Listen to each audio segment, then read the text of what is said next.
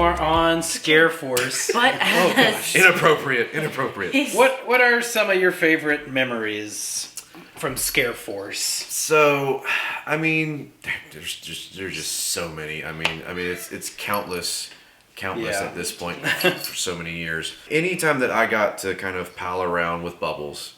Bubbles the clown.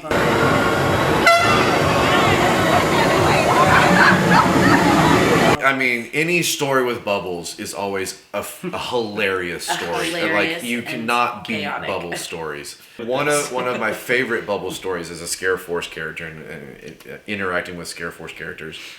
I watched him get onto a scooter, like one of those motorized scooters for like old people.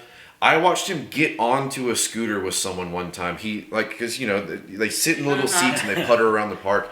He got himself onto the backside of it and reached around this guest and grabbed hold of the handlebars. And the guest was like, huh? And Bubbles was like, we're going for a ride. And just started driving this person around the park. And everyone was like, Bubbles? What? How? And any like yellow shirt, any member of management was just like, there he goes. It's Bubbles. What are we going to do? Like, man. That's Bubbles. Yeah. Who else but Bubbles? Bubbles was also the type of character and monster who would get in behind someone who was in a wheelchair and knock the person who's actually, driving them around the park and pushing them around in the wheelchair. He would work it out with the person behind the wheelchair, like, hey, get out of the way. And he'd take the wheelchair and just start taking people all over the place. And they'd look back like, who, what, why? And then this terrifying clown with this huge purple or pink or whatever hair. And he's like, here we go! And, why? And then there's another slider from way back in the day. We called him J-Pap. You might remember J-Pap. Papka. Papka was one of those guys. Harvey and Papka. A lot of Harvey got pulled and we cut our teeth together. And Papka was one of those ones where like he was a clown slider. Papka was awesome. Papka gave zero cares about anyone's feelings. Yep. He was one of the original monsters to go out there into the park and just be like, he was an insult comic. He was a slider, like he still slid and did his thing. But like if some like teeny bopper walked up and like tried to like mouth off, Papka would just tear strips off of people and just absolutely annihilate kids.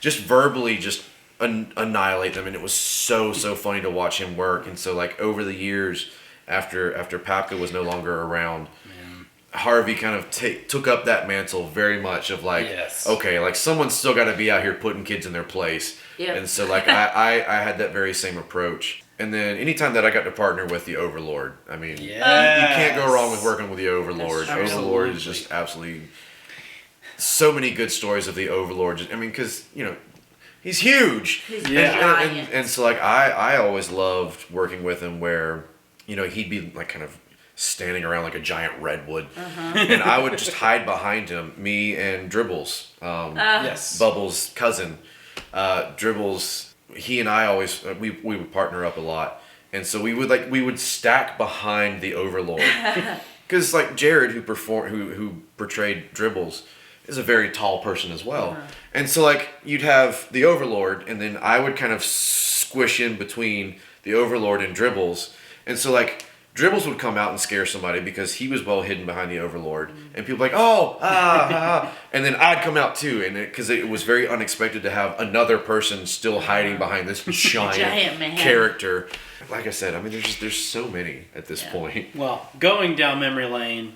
Oh, boy. One of my favorite times of the night is when Overlord would come on and he'd be like, 15 minutes until the park closes. Yep. And we'd all go party at Nighthawk. And Nighthawk Alley. Oh dear Lord. So many stories from Nighthawk Alley. Oh no. Why don't you share some of the highlights? Okay, so one that always comes to mind, and this is any monsters who are looking to work at Scarowinds, please do not follow in my footsteps. I got in trouble a lot. As someone who currently works there, please don't follow TJ's footsteps. Please don't do that. Don't do that. One story in particular, there was a number of years where we had people who were in ghillie suits, and they walked around the park, and they would carry these huge pots with them. These big, they weren't actually ceramic, but they looked like they were big ceramic pots, but they were just plastic. Yep. And so these ghillie suit people, they were members of Scareforce, at least two of them. We always had two. Yep. And so they would walk around the park, and they would find areas with a lot of shrubbery, and they would just drop their pot down, and then they would squat in their pot, and they completely blended in. You'd never know that it was a person in a ghillie suit. One of them in particular, Cassie, had a really cool trick where she would stand up real fast and she'd kick the pot on the inside, and so the pot would around her legs, and it made such a terrifying noise in the very quick moment that it would happen. It scared people constantly. But there was a night in Nighthawk Alley where and the ghillie suits were not supposed to allow their pots to get into the hands of anyone else. It was very, very frowned upon. Yeah. You were not supposed to let anyone else, because it's your prop, you're not supposed to let anyone borrow your prop. But I would always very affectionately bully Cassie, and I'd be like, give me your pot. I want your pot. Harvey wants to walk around with a pot because it made no sense. 0 sense for Harvey to be wandering around with this huge pot. And so, like, I would, especially in Nighthawk Alley, it would just be a free-for-all of just chaos. And so Harvey would be wandering around holding this giant pot, and then I would drop the pot and I'd squat in the pot. and people would be like, what? And I'd be there and be like, I'm a bush, go away. And people would be like, what? And management caught me with one of the pots one night, and it became this huge thing where it was like, essentially like getting pulled by the ear by your grandmother. Like, they were like, go back to Monster Central, you're done, get back to Monster Central, we're gonna sit down and have a chat with you. And I was like, oh man, I got busted. So we get back to Monster Central, and it was very much one of those things where it was like, hey, don't do that again. Yeah. And like it was this huge build up in front of everyone where they were like, you're in trouble, go back to Monster Central. Get back to Monster Central, and I sit down and I'm waiting for like management to come over and speak to me, and they were just like, don't hey, do that again. That was really dumb. You know you're not supposed to do that, right? I'm like, yeah, I know I'm not supposed to do that. Right? Don't do it again. All right, go get out of makeup because the night's over. And it was very much a nothing thing, but it was hilarious because once Scareforce came back into Monster Central, everyone was terrified. Everyone was so scared. They were like, TJ, are you okay? Like, is everything okay?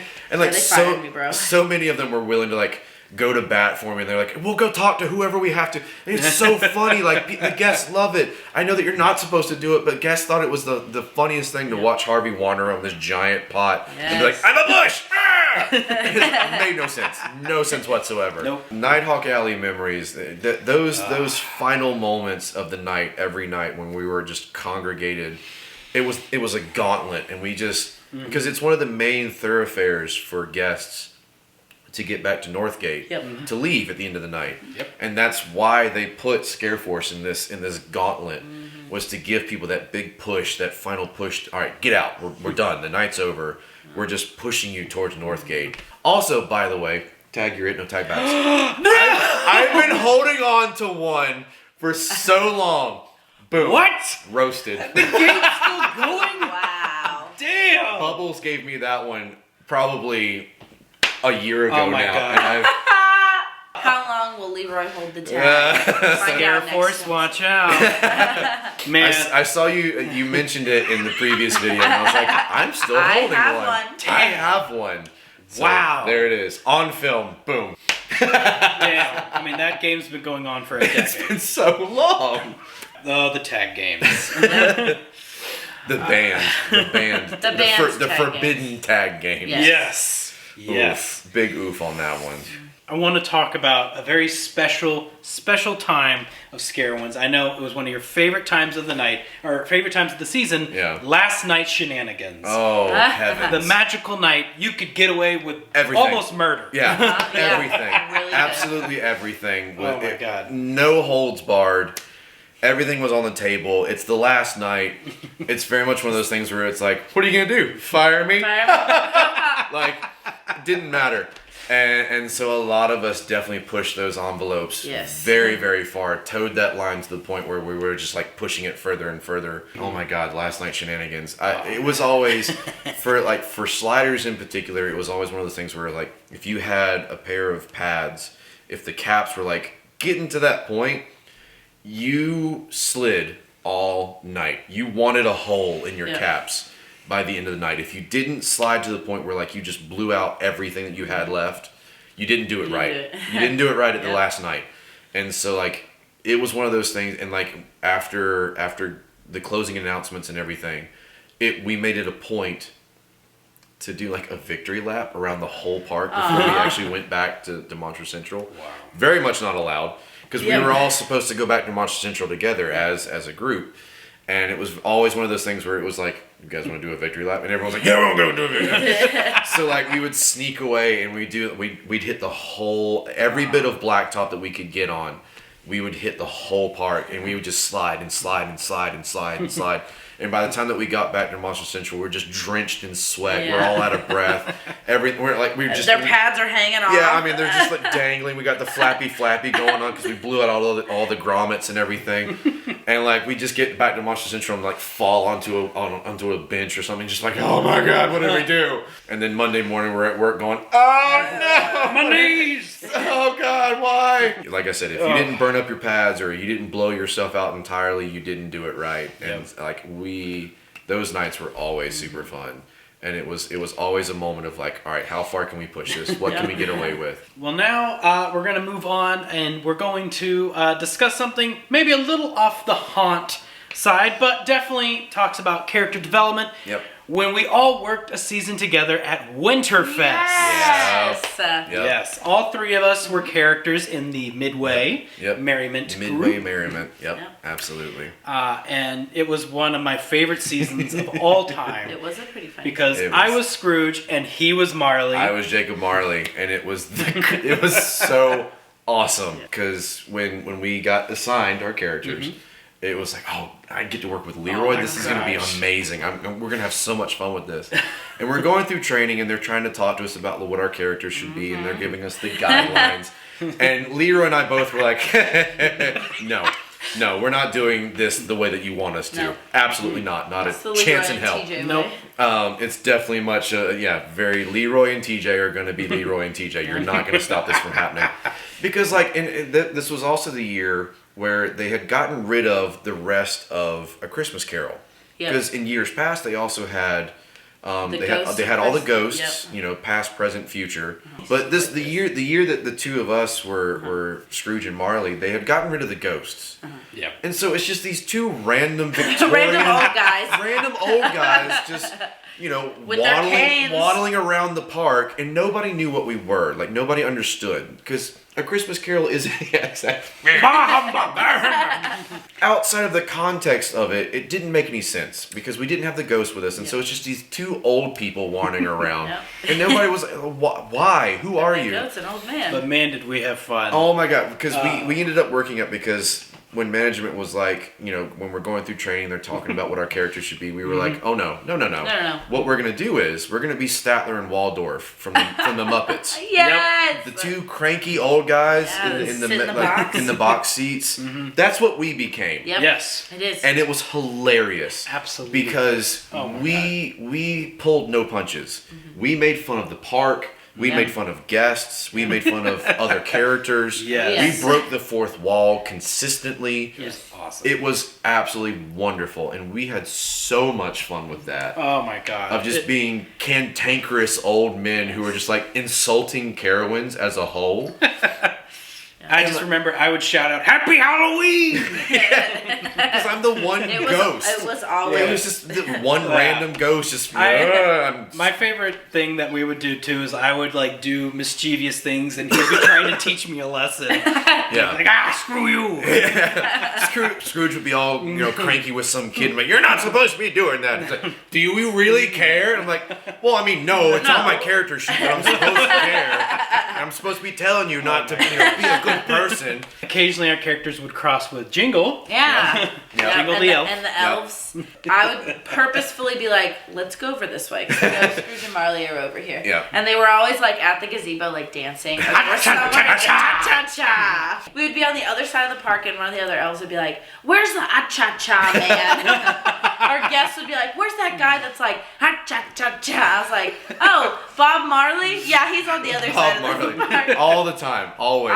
You're Bob Marley, right? And I'm like, absolutely not. I do not have a guitar. I'm so sorry. Not a Rastafari. Very, very much not the right person. But I remember the area we were assigned was across from Harmony Hall, and it was the London Terror, Ripper Alley. Mm-hmm. They would leave half of that up, which was cool. And I remember, just for our sake of character development, we went around and named each of the shops, like what they were. Where was Scrooge's store? Where did he go to bed? There was a bar. There was the pub. There was the stables. Yes. Absolutely. We make believe that there was a hunchback named Phil in the clock tower. In the top of the clock tower. Oh, Phil. Oh, no. Oh, sweet, sweet Phil, who was always just like... Did we change his newspapers? Nobody ever saw Phil, but everyone always heard about Phil. Yes. Because the two of us would be down at the bottom of the clock tower just looking up. And people and like patrons would walk by like, what are you looking at, Phil? Phil's up there. Phil, get down from there. Poor Phil would be up there. Is it snowing yet? Like, no, shut up! Oh my God, Phil is the best. Phil is a very unknown character from the Christmas Carol. Charles Dickens definitely put a Phil. Definitely put a Phil in a clock tower or something. You gotta read between the lines. It's in a footnote on a page. Yeah, on page 700. Man, we would just be taking turns making each other laugh to tears. Oh my God. Any poor unsuspecting Midway merriment character, if they happened upon us, it was always a mission of ours to make everyone break character. Yes.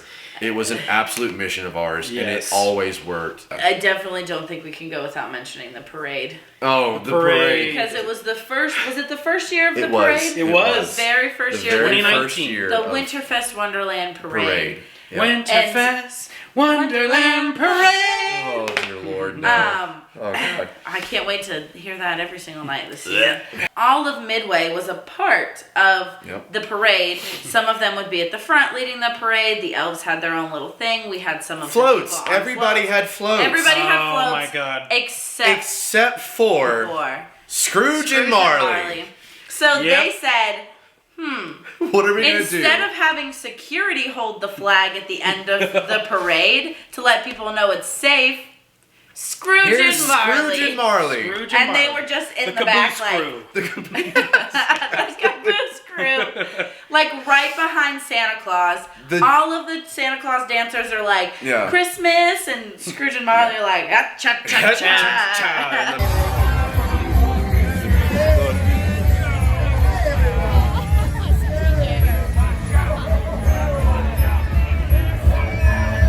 I always archive things that happened at Scarowinds and Winterfest. Oh no. Yes. And I did jot down some of the things we did in the parade. Oh no. There was a part of the parade where they say, "What do you want?" And we would say, "A float!" We just want a float. We were two old guys having to slap along behind everybody on floats. Oh my God. Oh. I know, we wanted a float. All the characters had something. Everybody had some sort of transportation. We tried to get you guys in the baskets. Yeah. But you just had your giant ornaments. We had our giant ornaments because it was supposed to be, I drove, another elf was on the back, another elf drove, another elf was on the back, and I was like, just put Scrooge and Marley on the back of my tricycle. That'll make them happy. It was also one of those, because like, what do you want? And we'd be back there, to clock out and go home! Because like, we were so tired. Yeah. Because, I mean, one of the nice things about being in the back, they didn't give a shit what we did. They didn't say we had to do anything except hold that stupid banner. They were like, banner. hold the flag and pretend like you're happy. Yeah. funny enough, we didn't always have that banner. We were supposed to in the beginning. Yeah. And then they had to improvise, which, I mean, a couple times we didn't have to have it, which was nice. Yeah. But then they gave us something to hold. Yeah. And one of the things I remember, they gave us this giant chain with a fancy rope intertwined. And we both hated that. We hated carrying this stupid rope. Stupid rope. Because they didn't even have the banner on it. It was just a long length of fancy rope chain stuff. And it had these huge glass ornaments on either end of it. So TJ had a brilliant idea. Because what do you do when you have a prop you don't want? Which don't take that. Don't do this. Please do not follow in these footsteps. Please. What not to do? Begging you. So we were going and singing, Merry Christmas, and he would just like smack it against the concrete as we're walking and still have that smile on his face. Again, on either end of this rope chain thing, there were these huge glass plastic ornaments, and it was like these big glass balls. And it was the dumbest thing. It was like, why? Why are we... Give me the banner. And so, like, we'd be walking along, we'd be dancing, and I'd be, like, twirling the rope around and, like, lassoing it and, like, Rah! And then, like, every so often I'd be like, la-da-da-da-da, and then bam, across the concrete. So, like, we turned it in to management, like, hey, you guys asked us to carry this thing, and, like, it's so long that it's dragging the ground. We don't have any choice but to, like, because, we have to be a certain distance to keep people from coming up behind the parade. So we're like, tightrope kind of thing. And it's like, oh yeah, it's been dragging the ground and it broke. Oh no, what are we supposed to do? No. And they were like, oh, well, we'll take it back. And I was like, perfect. Take that stupid thing back. And then eventually we did get our banner. We did get a banner. And then on stage dancing with everybody was another fun thing. I loved the end of the night dance party. Even though we were tired and sweating our butts off. So exhausted. Oh my God. Yep. That we just put every last bit of energy into dancing. And like there was a very specific dance that we did. Yes. Yep. We it was the last song, which was it was was it the Brad Pitt? Not Brad Pitt. It was Gwen Stefani and Blake Shelton. Blake Shelton. You Make Me Feel Like Christmas. Yep. Yes, you make it feel like Christmas. Oh, God. And me and him would do all the dances from Breakfast Club in the background. I think at one time we did Single Ladies just because we were really feeling it. And like we were up there. No.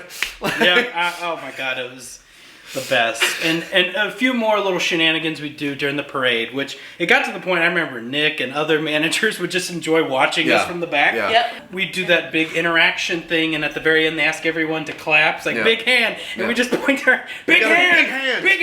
Everyone give them a big hand. And we just put our hands up. It was so, like just the dumbest puns imaginable. Oh my God. All of these silly things. Oh Lord, the shenanigans of that parade. Man.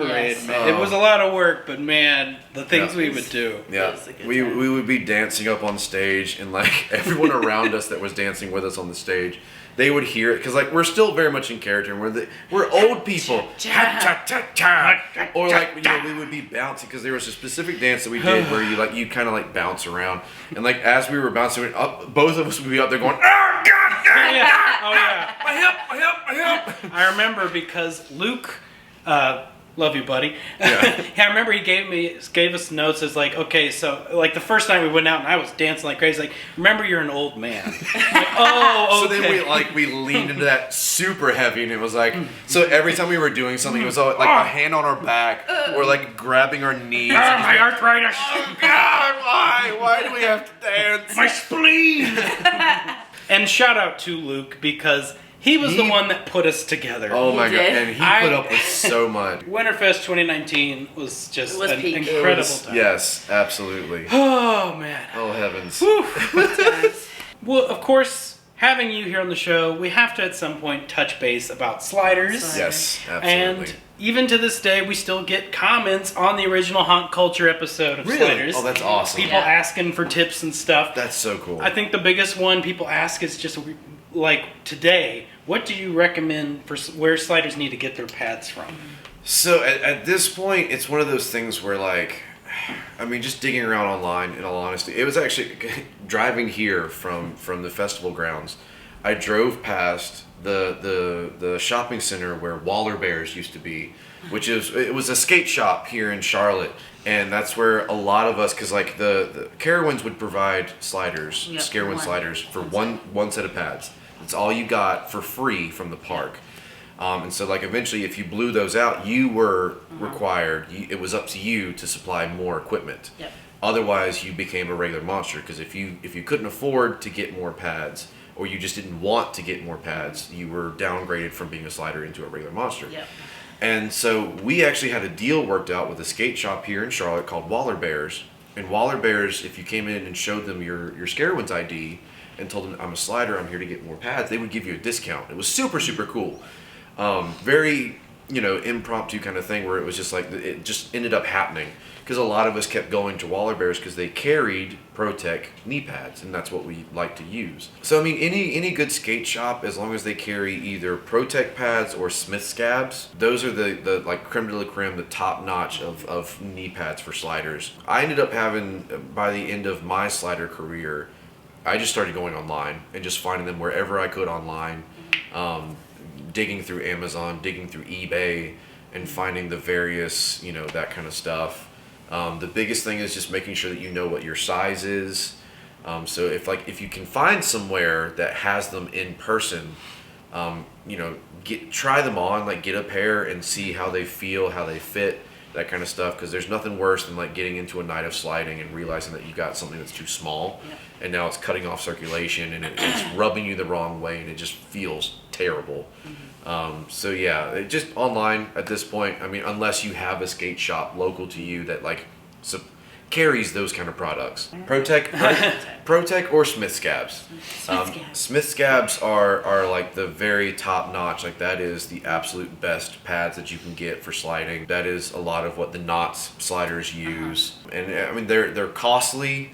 But they last. They have really good caps on them. The plastic that they use for their caps is extremely good. It's really, really thick. It lasts a long time. Any tips you would give to a slider today? Just go for it. Do your level best to just put as much into it as you possibly can. One of my big mantras for Scarowinds and just working haunt in general, because I did have a little bit of haunt experience before working at Scarowinds. At various like little mom and pop type haunted houses and haunted trails and stuff. You get out of the night what you put into the night. And so like if you come in with a bad attitude and you're like, oh, tonight's gonna suck, it's gonna be terrible and I'm gonna hate it and everyone's gonna be awful. If you have that mentality, if you already come in with that kind of attitude, you're going to manifest that energy around you. It's gonna happen. You're not gonna be able to fight it. So if you come in and you're like, you know what, I'm gonna make the best of this. I'm gonna own this. It's gonna be a good weekend. It's gonna be a good night. I'm gonna do my job and I'm gonna do it really, really well. To me, that is the best approach that you can have. Put into the night what you want to get out of the night. And I mean, like, with Harvey, the way that I built Harvey, like I was joking about, I used Harvey as a release. Harvey was a very angry, very mean-spirited character, and so like it was one of those things where like you put a lot of yourself into that, and you create that environment, that aura around you of like, this is my character and I'm in character and I'm really into this. And so you just have to own that, and you have to play into it, and you can't shy away from it. If you have a character, lean into your character, be your character. Character work is the absolute most important thing. I mean, being a slider is dope. It's awesome. I love it. I absolutely, it's such a thrill to be a slider. But that's not the end all be all. You have to be a character. Your pads are an extension of your character. You have to be that character. I'm very serious about that. Yeah. I hammered on that nail when I was in management, when I was training the sliders of Scarowinds. I hammered on that consistently. Yes. Because sliders you are should be able to scare without your pads. Exactly, because like rain nights are inevitable. Yep. You're gonna have a rain night, and you can't slide on rain nights. And so if you're leaning on your pads so much that you have nothing else to give as far as a character, why are you here? You're not doing your job right. Yep. You need to be able to have that character. You need to have that mentality of like, I know where I'm going with my headspace, and how to perform as this character. Well, thank you so much for being here today, TJ. Thank you so much for having me. This has been awesome. Learned a lot today. I know, right? Such a trip down memory lane, too. I mean, so many. Gosh. Oh, my goodness. The Scareforce shenanigans to all the goofy things we do as Scrooge and Marley. Yeah, absolutely. Thank you so much for having me. And I think that's going to wrap things up for this episode of Haunt Culture. Don't forget, if you haven't subscribed already, please do so. We're trying to hit 1,000 subscribers before the end of the year. Yeah. Also, if you have any ideas or what you want to hear on the next episode of Haunt Culture, let us know in the comments down below. Yeah, if you want to see more Scareforce people, keep commenting and be like, hey, can I meet so-and-so? Or can we talk to so-and-so? Like, lots of connections. Oh, yeah, absolutely. All of us are still we're all still connected. So, like, if you're very curious about this character or that person or whatever, we'll try our best. We'll do what we can to get somebody else on here to talk more about all the different things. There's still so many things to talk about. Yes. With an endless I'm very excited about our next episode, Leroy. Oh, yeah. Quite excited. I don't know it, so I'm excited too. It's a mystery. It's a big mystery. Awesome. We'll see you in the next Haunt Culture. Keep it spooky.